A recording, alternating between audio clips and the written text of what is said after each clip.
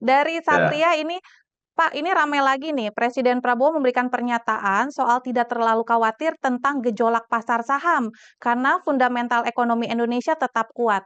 Nah, kira-kira gimana tanggapannya, Pak Wil? Apakah ya ini setuju aja blunder sih. baru atau justru memperkuat optimisme pasar?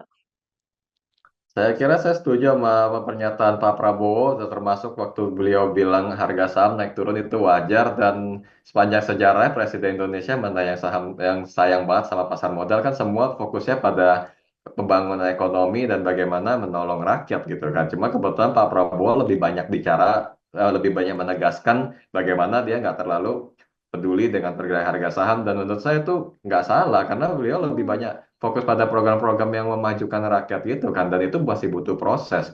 Nah soal iya, iya. statement sendiri diartikan negatif oleh pelaku pasar menurut saya sebenarnya nggak perlu begitu.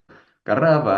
Cuman karena Presiden menunjukkan bahwa oh harga saham saya tidak terlalu takut dan lain-lainnya dia memiliki alasan lain yang menurutnya lebih penting untuk jadi tolok ukur ekonomi Indonesia itu nggak salah justru malah investornya mesti sebagai investor kita mesti perhatiin kebenaran dari data-data lain yang disampaikan tersebut. Oke, anggaplah pasar modal tidak menjadi acuan untuk menilai kelayakan negara kita untuk investasi, ya lihatlah data ekonomi yang lainnya, perlahan nanti Hmm, apakah benar-benar ada perbaikan atau tidak. Soal statement itu sendiri menurut saya, dari awal apapun yang Pak Prabowo sampaikan soal stock market itu tidak menjadi alasan kenapa stock market kita jadi turun ya. Menurut saya itu bukan statement yang merusak, itu lebih hmm, kepada ya apa adanya aja bahwa memang beliau punya program sendiri yang saat ini tidak berhubungan dengan stock market sehingga dianggap harga saham naik dan turun itu wajar dan memang dari dulu begitu harga saham naik dan turun itu adalah hal yang wajar dan saat ini juga sentimennya lebih kuat dari US kenapa kita harus melihat statement presiden kita sebagai masalah lagi.